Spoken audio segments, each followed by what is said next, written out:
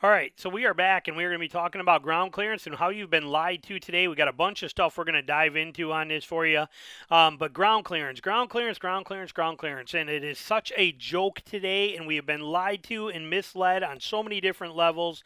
They play these games and it's very annoying. So, what do we got here and what do we have going on? So, if we look at this, here's one article right here, Busted, the truth about 4x4 ground clearances and manufacturers' claims. Okay.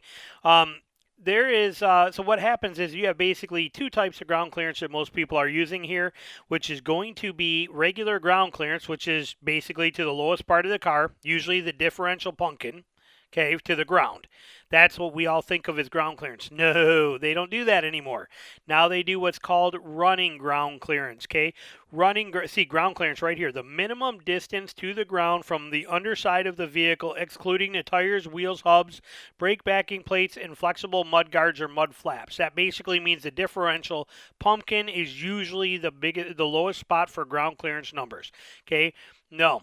Now everybody, since whatever it was in 2000 and something, when these companies decided that they no longer had to have that ground clearance be the official number, they started going with this running ground clearance. What a joke!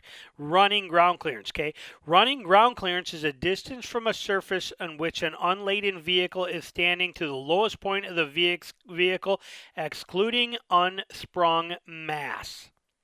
Unsprung mass. So in a nutshell, how this is measured, it is measured by a vehicle having zero fluids, zero passengers, and it is the weight of the lowest point of everything that is held up by a suspension, which means no differentials, no axles, no any of that kind of stuff. It is only the stuff that is held up above the suspension, held up by spring weight. And again, with zero fluids in the vehicle, no anything. It is the dumbest number I have ever heard of. I don't know why they just don't use standard ground clearance, which we can all understand. But no, running ground clearance is now the new world. So if we look down here at this article, this one's Australia, so it's a lot of metric stuff. So we're not gonna. You can read it if you want to, but they talk a lot about this. But in here we go to. How they talk about how Ford is, everything is a joke. It's all lies. It's all unrealistic numbers. Ford, Toyota, all of them. Where is their, in order to check ground clearance, just put tape measure up and check yourself, blah, blah, blah. It makes sense. But there was something in here I was seeing, ground clearance. That's all how to improve it. Where was the ground clearance? Okay, in other words, right here. So see this right here. So let's start that back. We spoke with a few 4x4 manufacturers to find out how they define clearance. Toyota told us only quotes running ground clearance as the ground clearance requirement was deleted from ADR 3404 clause 6.41 in October 2007. As such, the only value we publish is running ground clearance as per the ADR. This is a distance from the surface in which an unladen vehicle stands as the lowest point on a vehicle, excluding unsprung mass. So they go on to tell you right here. In other words, they use running ground clearance, not ground clearance. As it's 4x4 has live rear axles, solid front or solid rear axle. That's not good. However, Toyota quoted 220 millimeter clearance for the Prado, and it's actually what it is underneath the diff, but it's also quotes it for the Rugged X Rogue and the Hilux variants, running ground clearance of 251, 216, and 253, and yet all of these have the same diameter tires. It's funny because you'll learn later on that tires set the height of a solid axle. There's nothing else that sets the height, the ground clearance, below an axle other than the tires on it. So go stick a tape measure under the rear diff, and you'll more likely to find 216 millimeters, not 250 millimeters. That's insane. That's almost 2 inches of difference. Made a similar error. They blah blah blah. But anyway, so now you know what they're doing. They're using running ground clearance, not true ground clearance. And running ground clearance, last time I'll iterate, is everything that is held up by the suspension with zero fluids or weight of passengers, no weight of anything in the actual vehicle. Jeep does the same thing. Right here, so much confusion and correction. Jeep claims the not Rubicon clearance. The non-Rubicon is 10. The Rubicon is 11.1. Mojave is 11.6. Well, this is truth. Jeep actually means running ground clearance, which is defined by the lowest point of the sprung components on a flat ground. It excludes the front and rear axles that are unsprung mass. In fact, the Mojave axles are only 10 1/4 above the ground. Sport is 9 7/16. So again, it's huge differences in here. Okay, they play these stupid games. They play these. Every manufacturer does it. It's all BS stuff. So what's this one say right here? I suspect Toyota is on a 2024. It's just talking about the 2024 4th gen Tacoma. I suspect Toyota is playing games with these definitions, partially in respect, or particularly in respect to the rear pumpkin. Anybody know how running ground clearance is defined? And they go on to tell you exactly what it means. It says right here, the 24, which they say has over 11 inches of running ground clearance. Remember, 11 inches of running ground clearance is what Toyota states. The 24 Toyota has 9.5 inches of ground clearance at the pumpkin. Ground clearance at the pumpkin. Well, running ground clearance is at 10.8, or they call it 11. It's stupid how these games are played and we're lied to. Why can't they just tell us what it is?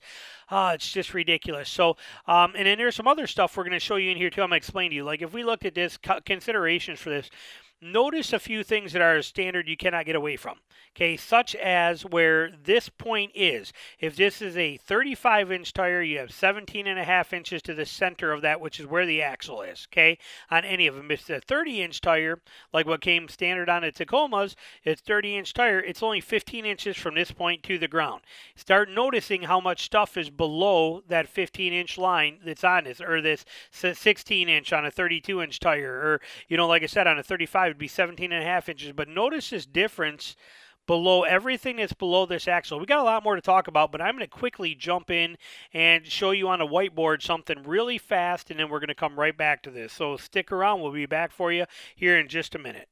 All right, so we're going to do a little whiteboard explanation here because I can do whiteboards fast and I want to make it quick and easy for you, and he's let me move quick. So you learned about the running ground clearance versus the regular ground clearance, but where does this stuff really matter? Matters with your axles and control arms. For example, if you have a solid front axle in the back of your truck, or on a Jeep you have them in the front too, but you have that solid live axle, if that diff hangs up or that axle hangs up on anything, that tire can no longer hit the ground. If you have that pumpkin here and you have this axle that sticks out and here is your tire, if this hangs up or this hangs up, it stops this from hitting the ground and becomes a problem, and you get no traction. If you don't get traction, you get no capability to propel yourself forward, so it becomes an issue. So axles and control arms are where it really matter. That's why they always tell you drive over the obstacle, not around it, or, you know, put your tire on the obstacle rather than try to straddle the obstacle, because these are going to give you that. Same thing happens on an IFS suspension with the control arms. Okay, here's your underbody of that, and then you got the control arms that come down here like this, and then here's your wheel, right? If this control arm hangs up on here, this can no longer get the traction it needs. And so axles and control arms are a place where these problems persist. They can be an issue. Frame rails are another one. A reason with frame rails, you know, we call it all the time, framed out. Okay, when you're high-centered, you're framed out. Those frame rails, if we look at a top view of a car, okay, here's a tire. Again, this whiteboard lets me move quick, okay? So here's our tires. We got frame rails of that truck here, okay? Here's the front end, okay? So we got these frame rails. If this frame rail is centered up on a rut, look at how much surface area that has that it's going to hold it.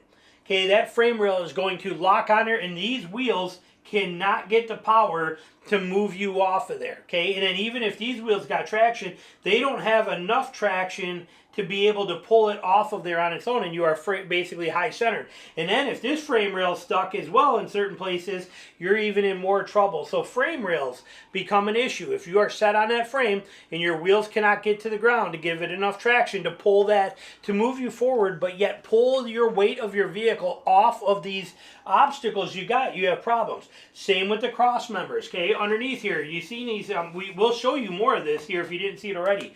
But you got the frame rails, okay, here's a tire, okay, you got these frame rails where you have these cross members that hang down on that frame, okay, like a ladder, okay. If these hook up on something like a stump or a rock, they are going to stick down. If here's your frame rail, they are going to stick down like this, okay. If they are hooked up on something here, you're not pulling off of that. Okay, so that's where these become an issue for ground clearance. You want them up and out of the way. They're also the reason people choose to lift vehicles so much, is to get that kind of stuff out of the way of there.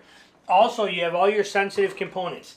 Many of them have skid plates already. Your gas tanks, your transfer cases, your Y crossovers on that Tacoma. You got the bottom of that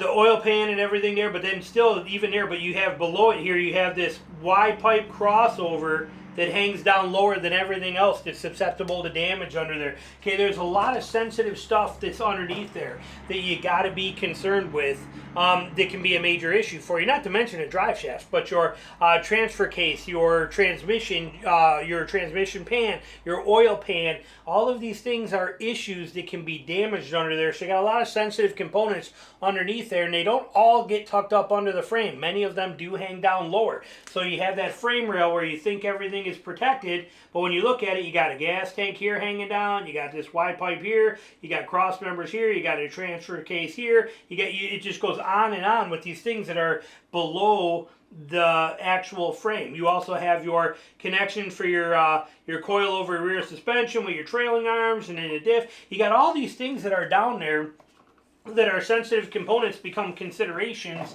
for you when it comes time to matter for ground clearance. Mud and sand is also very different than rocks and stumps.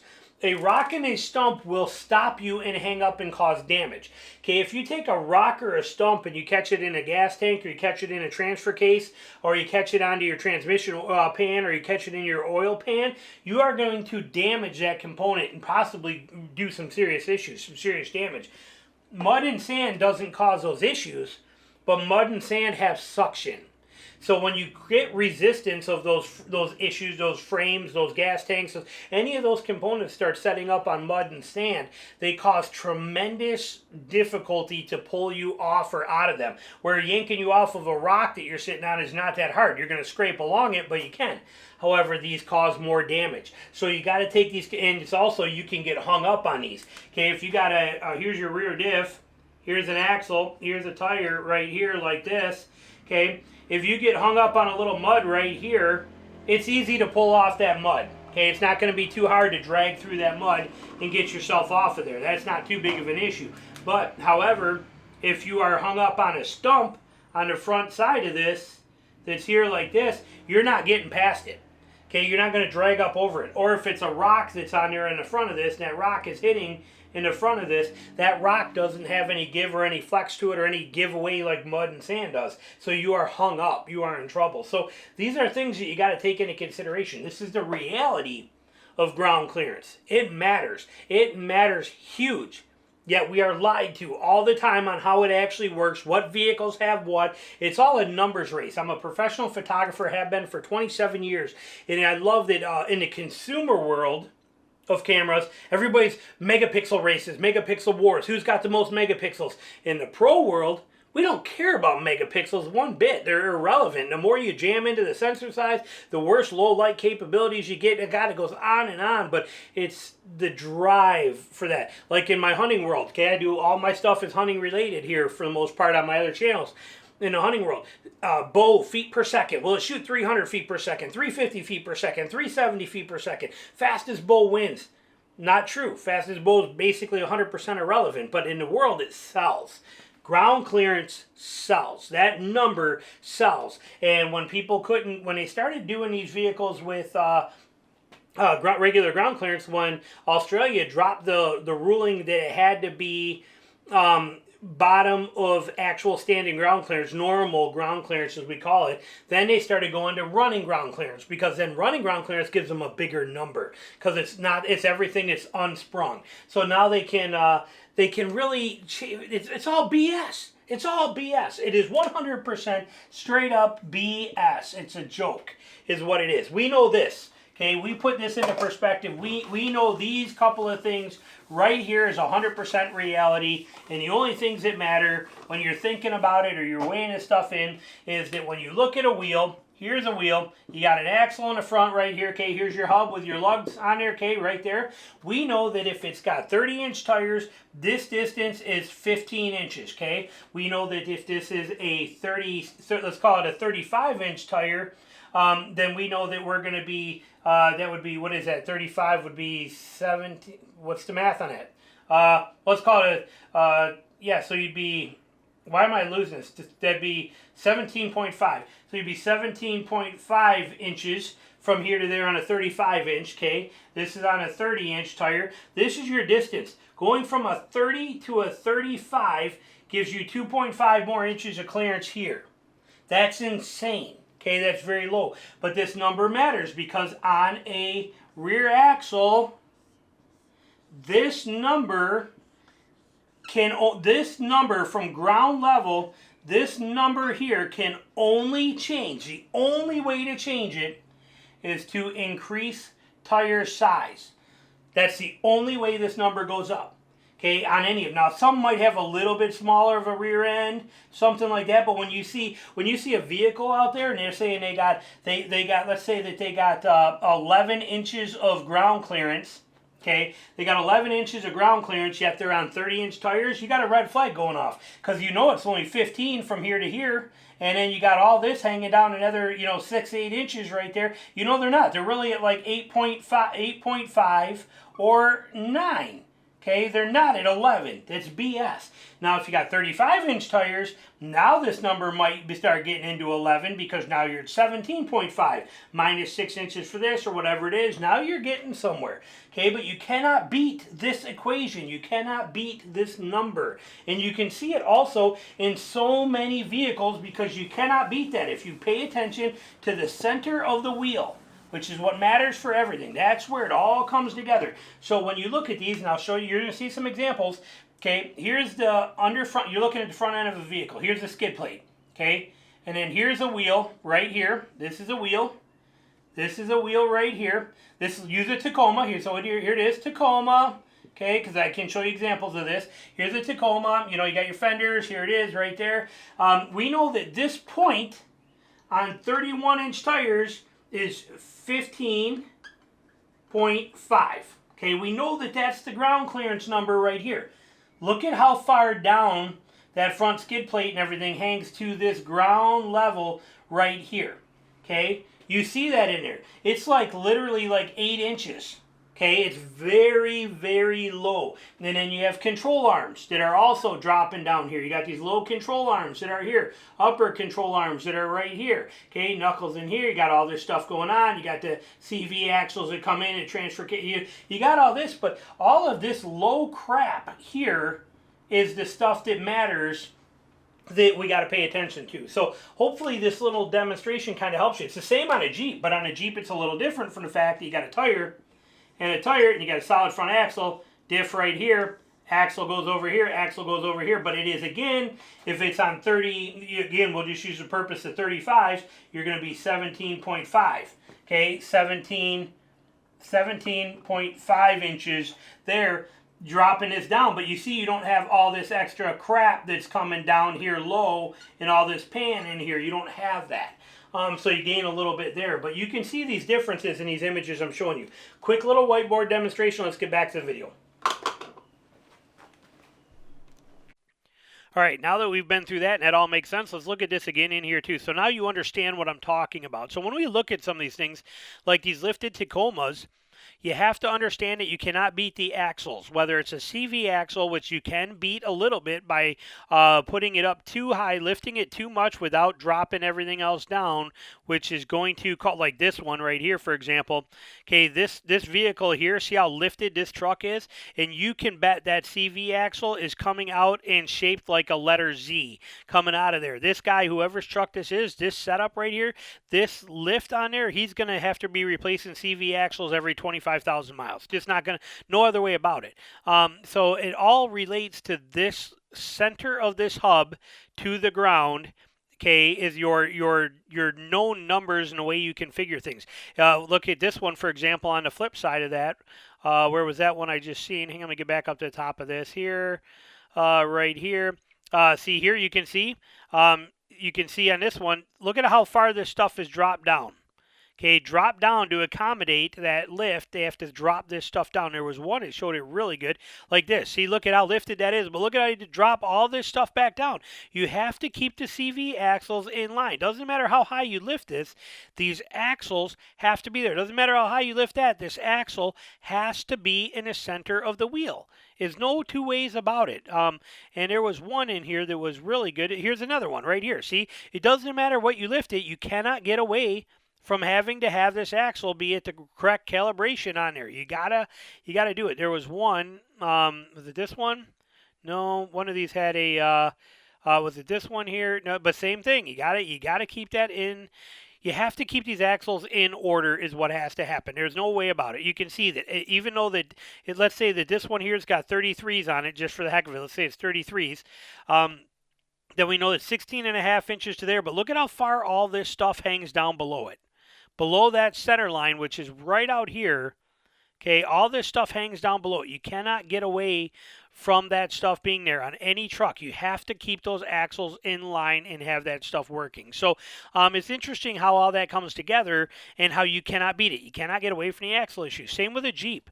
Okay, on a Jeep, notice, okay, if this is, let's say these are 37, let's just call them 35s. So we'll call them 35s. You got 17.5 inches there.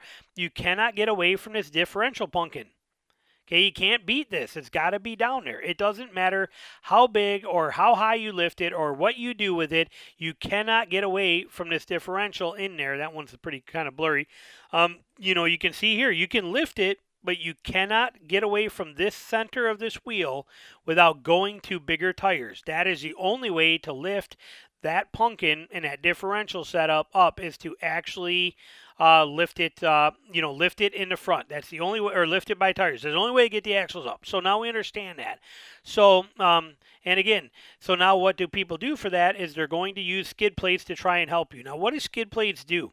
Skid plates are there for protection, but they're way more than protection. They are there for a surface. Think of it as taking your vehicle from a bunch of things like I showed you in that whiteboard demonstration. It can hang up on everything. Okay, snags on everything. Snagging on cross members. Snagging on all these components that are going to be down underneath here. Did I show that somewhere better here? Let's see. But you can see here under the front, you got so much crap under every vehicle that is hanging down that is potential snag and damage places and things that are going to hang you up. Yet if people go with skid plates, it basically makes that whole underside protected. It also makes it like a sled. Now you can drag this with very low resistance over top of obstacles or over mud and things like that, and you're going to have a better chance of being able to let the tires pull you over that without hang-ups that you're going to get on all of these cross members and transfer cases and all the stuff that's under here. You're going to not hang up on as much. And here's the same example under Toyota. You can see they give you these, cheap, cheesy, flimsy skid plates and stuff. But if you go with an actual set, hang on here, where was that? Where did I find that at? Where was I? Oh, right here, Tacoma skid plates. But you can see, like, this is actually a skid plates I had on my 2022 Tacoma Ironman Outdoors. I had these. These were lightweight steel, but they were amazing. But it's a full system all the way back to the Y-pipe crossover. You heard me talk about that crossover pipe. You can see it right here. See that crossover pipe that's coming across there? We can probably see it right on here as well, too. If we click on them, let's see if they're going to show us some pictures. Right there, see where my little thing is? That's that crossover pipe that hangs down low, and it is protected by this system. That crossover pipe is right back here. See it right here, this again? And it hangs down super low, and they are protecting it with that skid plate on there. But these skid plates are a beautiful system to have on there. But Toyota's got a lot of low-hanging fruit. Look at here. Same thing here, too. See this right here? Protecting that crap. Okay, look at how far down that skid plate bumper has to be right there to protect that crap. And that's how a lot of them are. They're all, they all, look at here too. That's the same one. See, where's, here, look at here. See, same kind of things. All these drop downs, these bump outs. These are protecting delicate components. Another one right here. You can see what I'm talking about. So these skid plates are going to make this vehicle slide. Here's control arm skid plates as well too. Right here you can see they got a control arm skid plates on there to help this thing slide and get over vehicles and be protected. Here you can see it all right here. There's control arm skid plates and the underbody skid plates, basically making this thing like a sled so that it can slide over things. Why? Because ground clearance sucks on vehicles. You cannot get good ground clearance because of these systems that we have in place. So take all of the things that you've been told about ground clearance and everything that you read and these stupid numbers you see put out there, like, you know, Tacoma, 2024 Tacoma that has 33-inch tires, 11 inches of running ground clearance. Running ground clearance is the most ridiculous, stupid number ever. Again, you will never be out there with no fluids in your vehicle. You will never be out there with no passengers in your vehicle, and therefore your running ground clearance is 100% irrelevant. Yet, doesn't matter what you put in your vehicle and how much you stuff in there and how many things you do to it and how many people and how many fluids, true ground clearance that they've used for all these years is always the same, because it's measured from the lowest part of the vehicle, not the unsprung lowest part, non-fluid. Stupid, stupid, stupid. You have been lied to. But if you want to increase ground clearance, tires are basically the only way to do it. Even when people are like, well, on IFS, I can lift it without changing, you know, it doesn't change the, I don't need, or tires will lift the whole front end to an extent. But again, as I told you, you go doing stuff like this and you don't drop this stuff down. Look at the angles of the CV axles on this thing. You are going to blow this thing out. You're going to be blowing CV axles on a regular basis.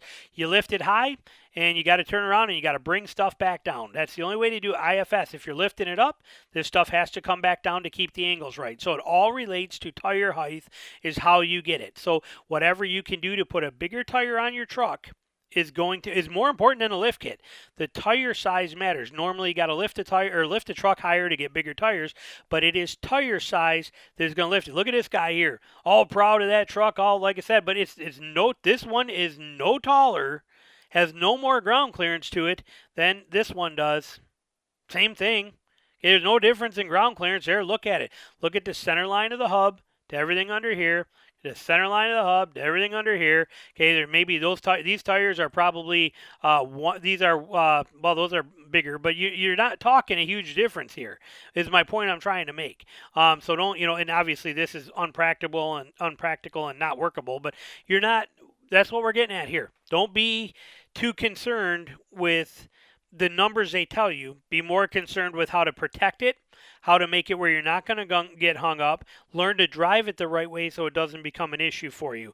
That's the best advice I got for you. So as always, thanks for watching. Hope you enjoyed it.